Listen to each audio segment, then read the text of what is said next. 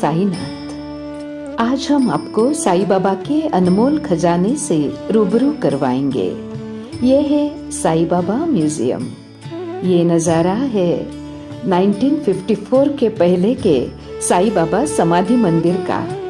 साईं मूर्ति की जगह साईं की प्रतिमा है, आईने है। 1954 को इटालियन मार्बल की आकर्षक साईं मूर्ति की प्रतिस्थापना की गई।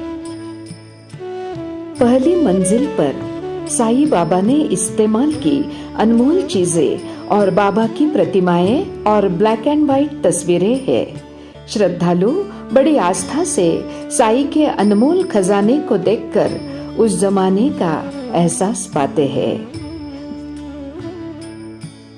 द्वारका माई में इसी बिस्तर पर बाबा बैठते थे। बाबा ने इस्तेमाल किए हुए चरण पादुका और कफनी एक भक्त ने बाबा को अर्पण की थी। मखमल की कफनी वो भी इधर है, मगर बाबा हमेशा काशीराम शिंपी ने सिलाई हुई सादे कपड़े की कफनी परिधान करते थे।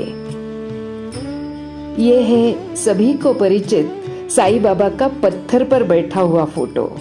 गुरुस्थान मंदिर में अब वो स्थापित किया गया है। ये अनोखा चित्र बाबा के भक्त शामराव जयकर जी ने बनवाया है, जो द्वारका माई में धुनी के सामने अभी स्थापित किया गया है। साईं की अनोखी तस्वीर बाबा द्वारका माई में पोथी पढ़ते हुए। साईं बाबा भिक्षा मांगने शिरडी ग्राम में जाते हुए द्वारका माई परिसर में ये तस्वीर खींची गई है। बाबा ने इस्तेमाल किया हुआ चिलम और टमरे।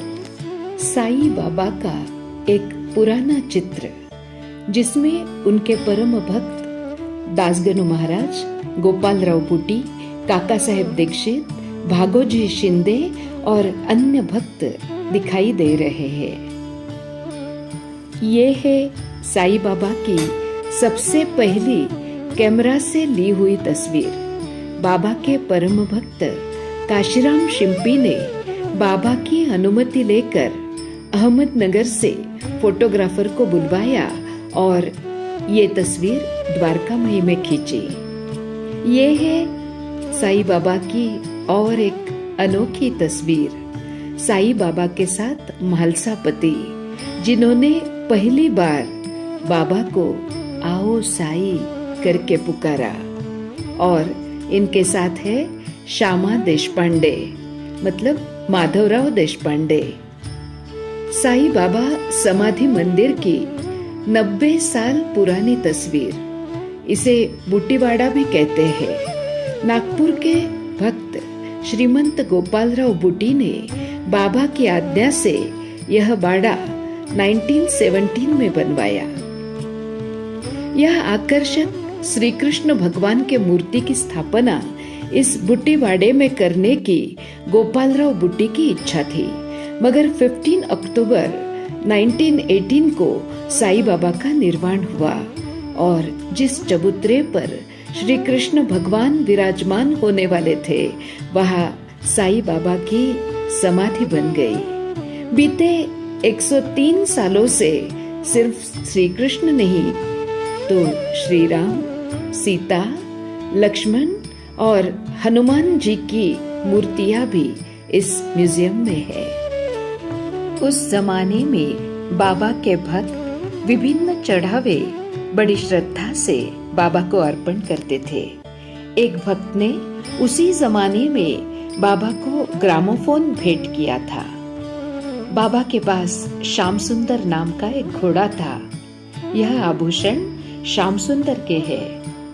रामनवमी के जुलूस की पुरानी तस्वीरें। ये है गेहूं पीसने की चक्की। बाबा द्वारका माई में स्वयं इसी पत्थर की चक्की से गेहूं पीसते थे। बाबा ने इस्तेमाल किए हुए टमरेल और चिलम 100 साल पहले साईं भक्त बाला साहेब रेगे, दाजी साहेब अवस्थी और अन्य भक्तों ने साईं बाबा को रथ और पालकी अर्पण की थी, मगर वीरवार के पालकी यात्रा में साईं बाबा कभी भी इस रथ और पालकी में नहीं बैठे। नासिक के रहने वाले बाबा के रंभाजी नामक एक भक्त थे। उनको कुछ मानसिक पीड़ा थी। साई के मंगल स्नान का पवित्र जल प्राशन करने के बाद उनकी मानसिक पीड़ा दूर हुई। उसी उपलक्ष्य में रंभाजी ने बाबा को स्नान के लिए ये पत्थर भेंट दिया। पुराने साई मंदिर की तस्वीर। 1952 में साई समाधि मंदिर के शिखर पर सोने का कलशारोहण करते हुए रामचंद्र महाराज पारनेरकर, साई बाबा पालकी के विभिन्न आभूषण। इसी चारपाई पर निर्वाण के बाद साई बाबा को नहलाया गया। यही पित्तल के हंडियों में हाथ डालकर बाबा मीठे चावल पकाते थे। साई बाबा के चुनिंदे तस्वीर में से ये एक तस्वीर। साई बाबा द्वारका माई से लेंडीबाग जा रहे हैं। इस तस्वीर में बाबा के साथ परम भक्त नाना साहेब निमोणकर, गोपाल राव बूटी, भागोजी शिंदे और बाला शिंपी है। अगर आपको हमारा ये वीडियो पसंद आया हो तो कृपया लाइक करें, शेयर करें। शिरडी साई नगरी की पल पल की खबर जानने के लिए सब्सक्राइब करें शिरडी टुडे। धन्यवाद।